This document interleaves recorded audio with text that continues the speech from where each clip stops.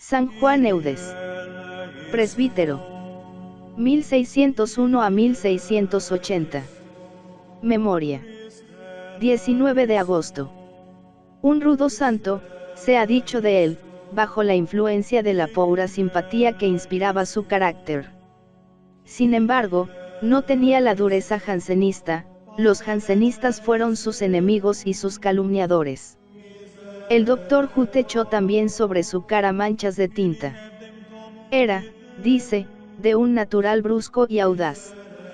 Ninguna consideración le retenía cuando se trataba de los intereses de Dios, arrastrado por su celo, no siempre bien regulado, sin tener derecho, ni misión, ni carácter de autoridad, se lanzaba a empresas desatinadas.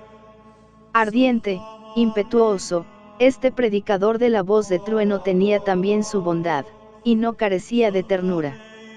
En sus numerosos escritos aparece rara vez la vibración personal. Como sucede en Bossuet, el orador eclipsa al hombre. Se conservan, sin embargo, algunas cartas que levantan un poco el velo de su interior. Escribiendo a una dirigida, que le hablaba de casar a su hija, le dice: casar a ese capullo de lirio. Ah, si supieseis qué amarga ha sido esa palabra para mí. No obstante, estoy de acuerdo, casadla, pero con un esposo celeste y divino. Este divino esposo la mira, y es preciso que ella le mire a su vez. Este verbo, mirar, es muy eudista. Las armas de los discípulos del fundador, dibujadas por él mismo, son un corazón coronado de una cruz, encuadrado de un lado por un lirio y de otro por una rosa, encerrando dentro de sí una mirada de Jesús y de María. El 1641 es el año crítico de la vida de Juan Eudes. Acababa de cumplir los 40, y desde los 22 pertenecía a la congregación del oratorio. Por una gracia particular, este hombre de acción, maravillosamente dotado para la elocuencia popular, se vio súbitamente atacado de una enfermedad que paralizó su vida apostólica, obligándole a un reposo absoluto durante 2 años. Fue un alto muy provechoso para su formación doctrinal. Nos lo dice él mismo: Dios me dio estos 2 años para emplearlos en el retiro, para vacar a la oración, a la lectura de los libros de piedad y a otros ejercicios espirituales. Al recobrar la salud, se lanza de nuevo a su vida misional a través de la tierra normanda, en que había nacido, y que fue el teatro principal de su apostolado. Predicaba en Coutances, a mediados de 1641, cuando, como él mismo dice, Dios le hizo uno de los más grandes favores de su vida, en el encuentro con una vidente famosa que se llamaba María Desvalles.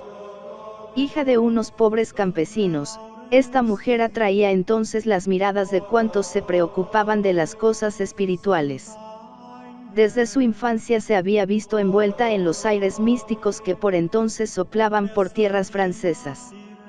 Inteligente y bella, tuvo numerosos pretendientes, pero a todos los rechazó, a pesar de que en el pueblecito donde ella vivía estaba tan desacreditada la virginidad, que, según la general creencia, había en la otra vida suplicios especiales para las muchachas que no se casaban. Uno de los jóvenes desairados, cuchillero de profesión, resolvió vengarse, y habiendo conseguido un maleficio de una bruja, que luego murió en la hoguera, se lo arrojó a la desgraciada joven. Inmediatamente, dice San Juan Eudes, quedó como inmovilizada, abría la boca de una manera espantosa y lanzaba alaridos espeluznantes. Todo el mundo convino que estaba endemoniada, frailes y obispos la exorcizaron una y otra vez, pero el demonio se negaba a salir, a pesar de la docilidad con que contestaba a las preguntas que se le hacían en griego y en hebreo. Ella aceptó resignada el fallo de los doctores y sometióse a la voluntad de Dios. Ni siquiera en medio de sus crisis perdía el dominio de sí misma, ni su calma habitual, ni su fe invencible. Rezaba, trabajaba, hacía penitencia, y a los 2 años la bondad divina se le presentó de una manera intelectual y sin figura, como una verdad presente, declarándole que para llegar a un alto grado de perfección era necesario un cambio total de su voluntad con la voluntad de Dios. Siguieron el crisol de las tentaciones, el huracán de los fenómenos místicos, los arrebatos más vehementes de las vías del amor. Las gentes la persiguen, pero ella, aun atribuyendo aquellas persecuciones a los sortilegios incesantes de la magia, se prepara para convertirse en rescate de sus hermanos los pecadores. Durante 2 años sufre en espíritu los suplicios del infierno, durante 12 años participa de los tormentos de Cristo, hecho pecado y maldición por nosotros, durante 30 años se la considera como endemoniada, y como tal, se la aparta de la Sagrada Comunión. Esta historia conmovió el alma del padre Eudes. Desde el primer momento aquella mujer extraña fue el objeto de su admiración y su respeto. La escuchaba, la consultaba, recibía sus consejos con una avidez insaciable y se abandonaba a su dirección como un niño a la mano de su madre. Durante 15 años, María Desvalles será para él una ayuda preciosa, un poderoso apoyo, y a veces una divina consejera y una inspiradora sublime. Ella le sirvió para encontrarse a sí mismo. Las ideas confusas que tal vez habían asomado ya antes en su mente, se hacen ahora más claras y precisas. Ya no duda de que Dios le llama para fundar una orden de religiosos destinados a la formación del clero en los seminarios, y una congregación de religiosas cuya misión sería la regeneración de las mujeres arrepentidas. En este mismo año de 1641, dice él mismo, Dios me hizo la gracia de formar el designio de establecer nuestra congregación. Habiendo consultado el pensamiento con la vidente, recibió esta respuesta alentadora: el proyecto es sumamente agradable a Dios, y es Dios mismo quien le ha inspirado. Al mismo tiempo, el padre Eudes compone un oficio en honor del Sagrado Corazón de María, y comienza la propagación del culto de los Sagrados Corazones. El trato con la famosa posesa ha precisado sus vagas aspiraciones, ha encauzado su actividad y le ha dado a conocer el triple objetivo de su existencia. Más que su luz, ella fue su voluntad, su conciencia, su decisión, ella también quien le decidió a tomar la grave resolución de dejar el oratorio. Al dar este paso tan grave, el padre Eudes creía que no hacía más que seguir la voluntad divina y afirmar la libertad necesaria para el cumplimiento del plan divino. No fue un tránsfuga, no levantaba la mano del arado para mirar atrás.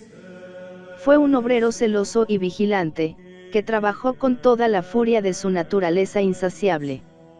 Las dos congregaciones proyectadas surgieron, y los padres eudistas, lo mismo que las hermanas del Buen Pastor, siguen representando en la Iglesia su espíritu de apostolado. Permanecen también sus libros, los 12 tomos imponentes de sus obras.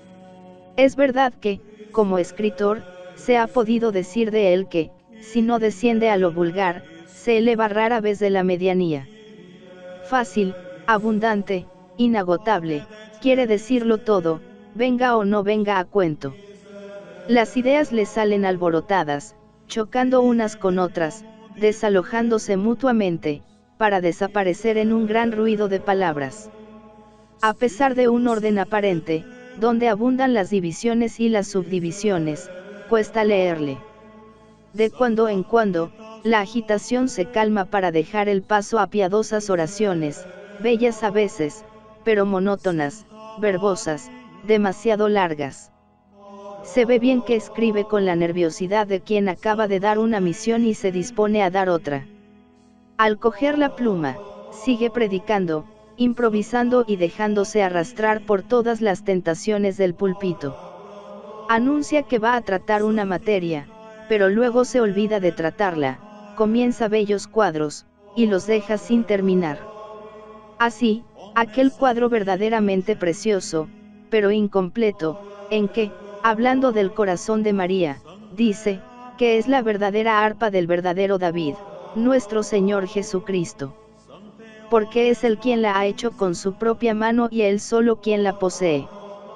Jamás fue tocada por otros dedos que por los suyos, porque ese corazón virginal nunca tuvo otros sentimientos, otros afectos, otros movimientos que los que en él puso la liberalidad del Espíritu Santo. Y esa arpa, añade con gracia exquisita el santo, levanta hasta los oídos del Padre tan maravillosa armonía, que, hechizado al oírla, olvida todas las cóleras que tenía contra los pecadores. De todas las obras de San Juan Eudes, lo que se lee y relee siempre con gusto son su prosa y sus versos latinos, los oficios litúrgicos que escribió. El teólogo, el poeta, el escriturario se remontan a veces en ellos a las alturas incomparables de la liturgia del Santísimo Sacramento.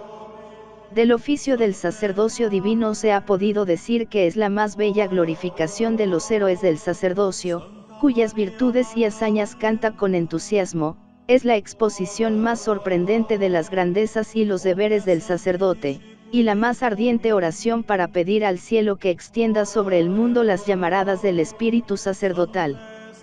Más conocido y no menos bello es el oficio del corazón de Jesús, muy anterior a las primeras revelaciones de Paraílemonial.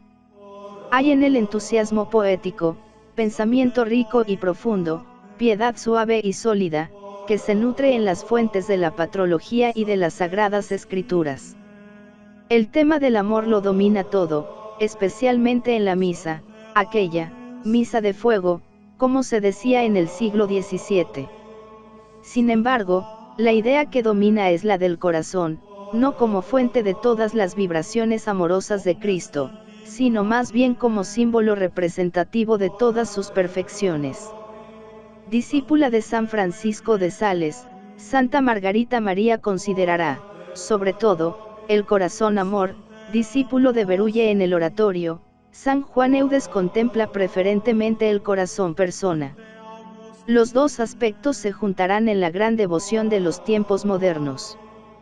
Pero a San Juan Eudes le cabe la gloria de haber inaugurado esta devoción, promoviendo, antes que nadie, el culto público del Sagrado Corazón de Jesús. Le propagó ardorosamente en sus correrías apostólicas, le consagró las dos congregaciones por él fundadas, instituyó su fiesta, escribió su oficio, erigió cofradías con su advocación, construyó en su honor iglesias y capillas, y produjo un movimiento que no tardó en envolver a la Iglesia entera. Puede considerársele, además, como el doctor del nuevo culto, expone su fundamento teológico, presenta la fórmula precisa de su innovación, responde a los adversarios de su iniciativa, determina el sentido práctico y litúrgico, consigue la aprobación de la jerarquía y recibe los breves apostólicos destinados a propagar y perpetuar la nueva institución.